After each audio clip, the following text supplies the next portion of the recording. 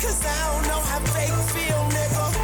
Cause all my life I've been a real nigga. For real, y'all know what it is. Cause it may sound like it, but there's no malice in my intent. That's real.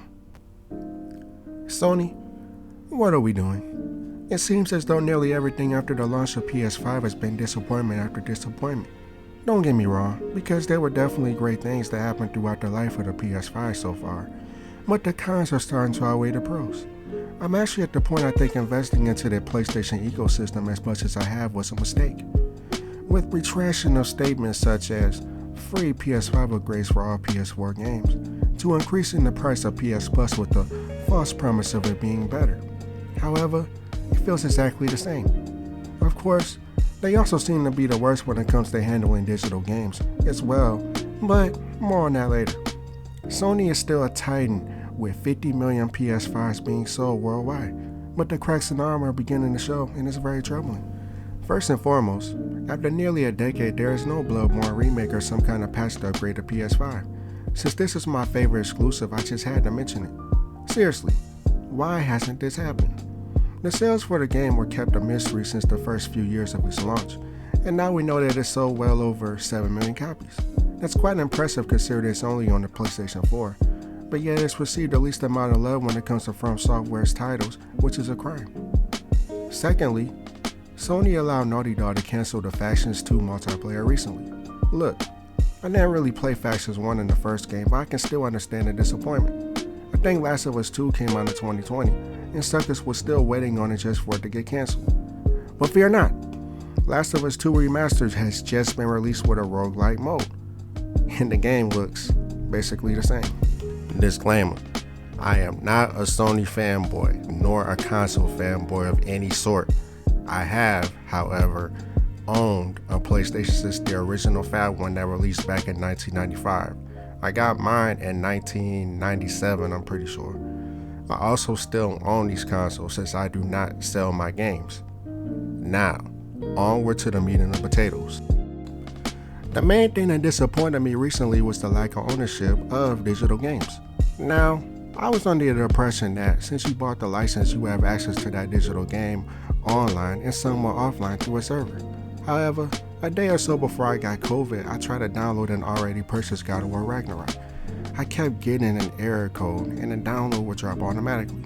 So, I tried another PS5 game and the same thing happened. Now, this is my library of PS5 games so far to buy my PS5 fall of 2021. You mean to tell me I can't play these at all one day when Sony inevitably flips the switch? I'm not feeling that. You'll probably have people claiming that it's a digital problem, but this couldn't be further from the truth. Physical games are pretty much paperweights at this point and a waste of space on the shelf. This is because most games launch in a broken state nowadays and need a gigantic patch day one to get up and running. In layman's terms, even if you had a disc, you pretty much have an unplayable, broken beta of a game you bought full price. Not every single game launches broken, but anybody keeping up with games will tell you most games need huge patches just to run properly out the gate, which has always been unacceptable to me. I'd rather them delay a game multiple times to drop it and patch it later. That just screws over the consumer in the long run, and I do not get how people are turning a blind eye to this sentiment. Another huge disappointment is the recent price hike for PlayStation Plus. Look, I get that we are in a time where everything is expensive for the sake of being expensive. However, at the same time, nearly every subscription service I can think of has went up substantially over the past 5 or so years. PS Plus has offered a lot of free games over the years that I am or was interested in, but I haven't seen any distinct value worth the $20 increase. You see, I have the essential tier, so I have access to 3 monthly games. The games are already claimed through PS Plus, online play, and cloud saves. I still received a price increase on the premise that my service will be better, but it's been basically the same, so I feel ripped off. I only have PS Plus to play fighting games online, but I may jump ship to my Xbox and play fighting games on that platform instead. Such a shame really, since I could possibly understand the price increase for PS Plus Extra and Premium, but the essential tier should have stayed the same at the very least. I got another year right before the price increase took effect, and I'm afraid I would not be renewing my PS Plus when the subscription lapses. Another thing I want to touch on is their first broken promise around the launch of the PS5. This is around the time that people are realizing that some PS4 games were getting free PS5 patches when obviously playing on their PS5. Sony stressed that every game for the PS4 that would ever be upgraded via PS5 would be free, meaning at no extra cost. It should also be noted that prior to this statement, I still only had a PS4 Pro, as PS5s were really scarce at the time, and I bought Ghost of Tsushima. Literally, right after I got past the first hour or so of the game, Sony announced their free, emphasis on free, Ghost of Tsushima PS5 upgrade. Now, I decided to shelve Ghost of Tsushima and wait to play through it with the upgraded graphics. Well, literally days before the patch went live, Sony retracted their statement and said that the PS5 upgrade will cost money. Ghost of Tsushima's upgrade was like $30. That left a bad taste in my mouth. Sure, it's only $30, but it's the principle. They clearly said it would cost nothing, so I felt like they were yanking me around. Look, I know that a lot of PS4 to PS5 upgrades are free, but the issue is that they said all of the PS4 to PS5 upgrades would be free. So, no dice. To this day, I have not played Ghost of Tsushima past the intro, and at this point I probably never will.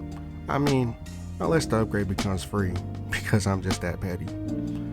All in all, I think the PS5 is still a good console and worth it if you want to upgrade from the PS4 to PS5. It's somewhat even worth it if you want to jump from the Nintendo, Xbox, or even PC ecosystem in some cases.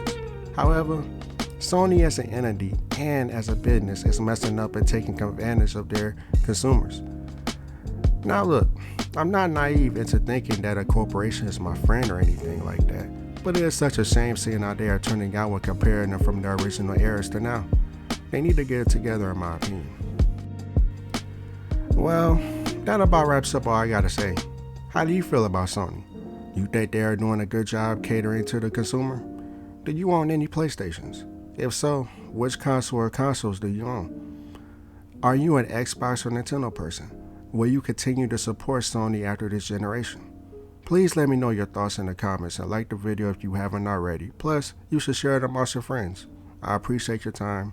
Much love. Face signing out.